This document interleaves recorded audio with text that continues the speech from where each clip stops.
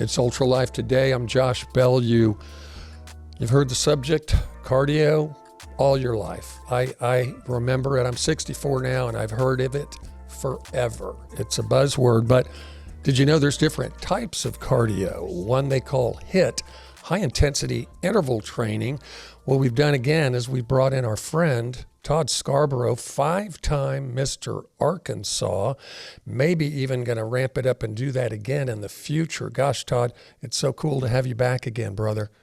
It's always good to be on with you, Josh. Thank you so much. And this is a subject area that is rather confusing because cardio, what are you trying to do? What is your end goal? Are you trying to lose weight? Are you trying to get in shape and increase your heart rate and your heart's ability to be in shape, your lungs, whatever it may be? All of that differs depending on what you're looking for in a cardio workout. So very good subject. So on another show, you mentioned to us that an incredible thing to do is to walk for an hour at a pace that is not really going to elevate the heart rate, because you even mentioned being able to carry on a conversation with someone. Now, is that a form of cardio? Oh, absolutely. Okay. Absolutely. So let's try to define cardio in some ways that will help people, because I think most people, like me, think about getting on a Stairmaster at the gym and just beating myself to a pulp for 20 minutes. Yeah, and again, that's what most people, when they hear the word cardio, that's what they think of, is blowing out, just going as fast as they can. Now, the cardio that we're talking about, an hour workout or an hour walk, that slow pace, that you can hold a conversation, that's the best litmus test for that, is to be able to hold a conversation. Okay. Meaning you can talk, you can catch your breath. If you can't hold a conversation, you can't talk, that means you're going a little fast. And most people would think, isn't that better that I'm going fast? Not necessarily. To lose weight, the best form of cardio, to lose fat, I should say, is a long, slow walk, about an hour, where you can keep your breath the same pace. You're just going for an hour and walking, moving the body. Best time to do that is after a dinner meal, after your last meal, go for that walk for an hour. That's the best form of cardio for burning fat that we know of. Now, is it going to get you in shape to run a marathon? No, right. By no means. And so it's a different form of cardio there as far as getting in shape. But as far as fat loss is concerned, the ideal cardio is not this fast-paced stuff. It's a slower pace, longer burn process from what we found in science. I mean, it's been proven. Okay, so if I'm going to try to get that version of cardio in while I'm at the gym, how does that translate if I'm on a treadmill or if I'm on a stair climber or something like that? What would be my gauge for that? Because in my mind, it's certainly easy for me to think about going on a long walk and being able to carry on a conversation with somebody. How does that translate into getting on equipment in the gym? Well, and in that particular case, I would think as far as walking is concerned, a treadmill to try to burn calories probably, is kind of a waste, that you could go outside your house and enjoy nature, of course. But yeah, enjoy nature, absolutely. But as far as the cardio that you're talking about in the gym, the old adage is, do you go this long pace of like 60 minutes where you're going at a moderate pace and running or whatever it may be, or even 30 or 45. Now we know that getting in cardio shape, that's not the ideal. Okay. The ideal is this high intensity interval training, meaning that you're going very fast for a very short period of time, all out, fast as you can go. And then for 30 seconds, 45 seconds, resting, recovering, getting your heart rate back, then going again. And this cycle only has to be maybe 2 or 3 off the front end cycles like that. And then over time, you'll get better at it. But think about what that does. When you're doing something very quickly, and then having to recover and do it again, you're training the body to recover in between those sessions, and you're pushing it beyond those comfort zones. So your body's having to catch the oxygen levels back up again, recover the muscle back up again very quickly, then you go again. We find that to be superior as far as getting in shape. That's really the best way to get the body in shape. It's not these long 45-minute cardio sessions. It's these short 10, 15, 20-minute training sessions where you're going fast and resting and fast and resting. And these intervals like that of high intensity, that's more beneficial than any type of slow burn would be. All right. So I have to say to our viewers that are going to get really excited about what you just said, if you're not used to running really quickly on a Stairmaster, start out slow and build up to do these intervals that he's talking about. You know, it's interesting, Todd, because it was probably 20 years ago to me that I heard this whole idea about interval training.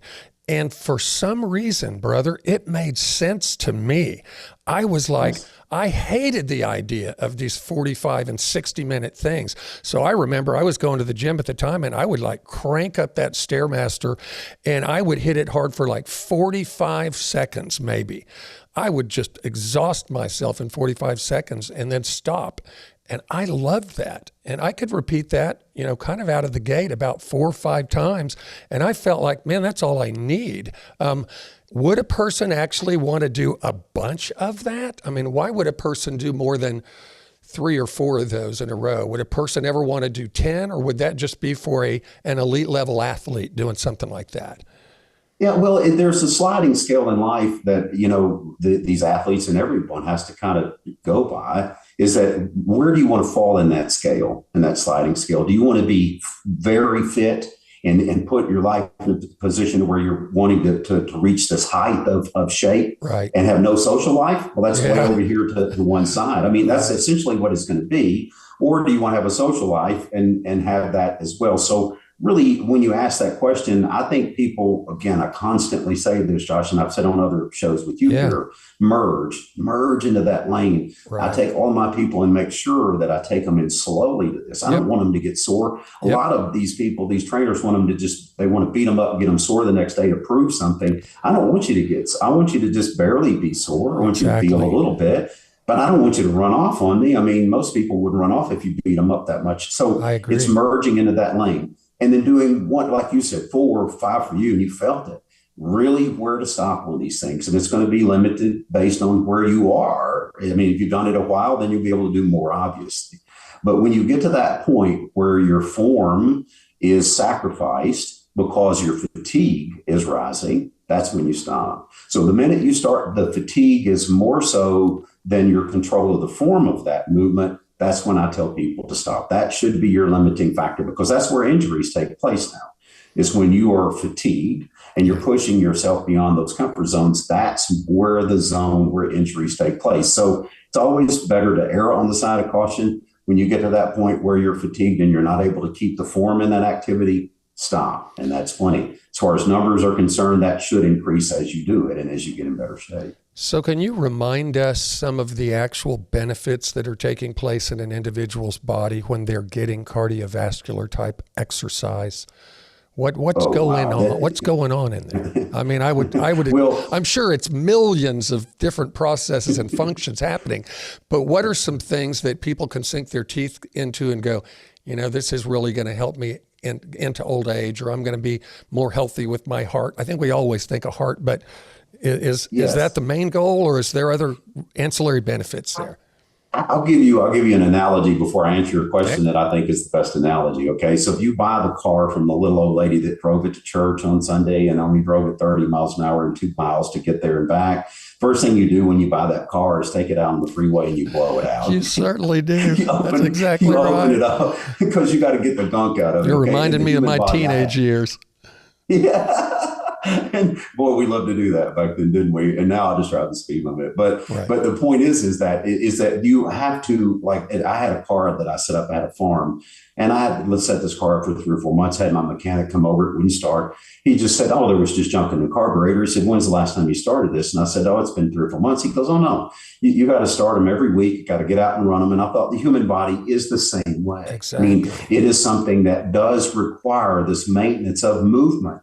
And there's so much that relies on it. You ask the benefits of cardio workout. Boy, but this show would be an hour and a half long if we covered all of them. Okay. But the basics that you get, obviously better heart condition because you're forcing that heart to pump and move, the circulatory system being able to flush things in and out and bring nutrients in, pull inflammation and trash out. That's a big part of it as well. Mentally, We could go into the mental side of cardio, what it makes you feel, the endorphins that happen, Yes. the endocrine system in the brain and the responses that come there from serotonin and dopamine. I mean, there's all of this is proven. This is not something that's my hypothesis. This is something that is a physiological fact that come from it. So if the benefits from a cardio workout could be bottled in a pill, it would be the most widely prescribed medication on the planet by far, because the benefits that you get from a cardiovascular workout or any movement of the body like that and challenging the body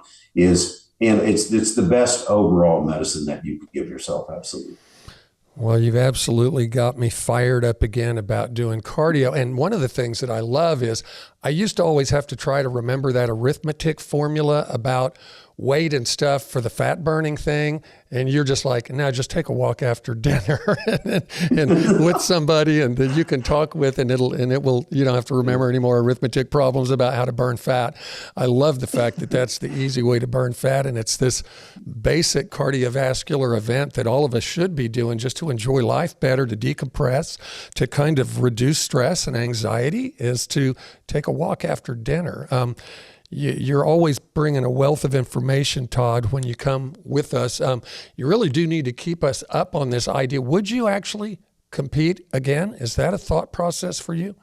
Oh, yes. I'm looking actually at July. I'll be 60 in July. I turned 60 then. And I will be in another division, over 60 division. And I really feel like I still have, I mean, I'm sitting here at 5'8" at 230 pounds with muscle and at 60 years old. So why wouldn't I? As the athlete in me, I think I want to challenge and I like that, and I'll never shut down, and I'll keep going. And it's just about, to me, it's almost like it's not optional. It's the workout and all of that and staying. It's not an option. I don't get up and say, do I go or not? I go. It's like brushing my teeth.